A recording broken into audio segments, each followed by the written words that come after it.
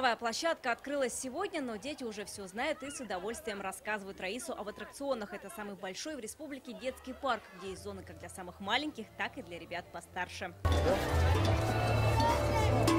Горки, карусели, гроты, холмы, зона раскопок, зеленый лабиринт, поляна для тихого и спокойного отдыха. И это на площади в 3,5 гектара. Все для детей. Когда мы строили, проектировали, даже не представляли, что здесь будет столько детей, столько горожан. Можно все построить, но если не будет вот таких детей, талантливых, успешных, зачем строить? Вот это все для вас. Добрый путь! На празднике сегодня много семей участников СВО. Голубцовы пришли в новый парк в полном составе. Дмитрий – контрактник, на спецоперации получил ранение. Сейчас проводит время в кругу семьи. Сыновья Тимур и Радмир уже оценили все аттракционы. Парк очень прекрасный. Много есть где детям поиграть.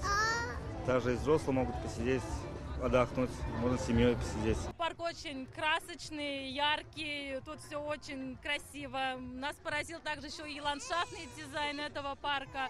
То есть все прекрасно. Савишниковы в парке с раннего утра, говорят, очень ждали его открытия. Николай посвятил военному делу большую часть жизни. Служил по контракту 22 года. После ранения вернулся к семье. Сегодня в День Республики вышли всей семьей посмотреть на нашу любимую Казань, на открытие парка.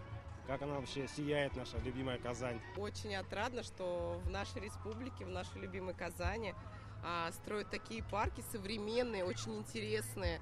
Для детей это открытие, поэтому спасибо тебе, Казань. В парке есть большой павильон, где будут проводить мастер-классы и различные активности. Рядом сцена для мероприятий. Сегодня здесь выступают талантливые дети республики. Чудесный праздник. Здесь прекрасная детская инфраструктура. Мы все довольны очень, и концертная программа тоже шикарная. Нам очень понравилось, дети в восторге. Замечательно, большие горки, большие тут лазилки, детям очень весело.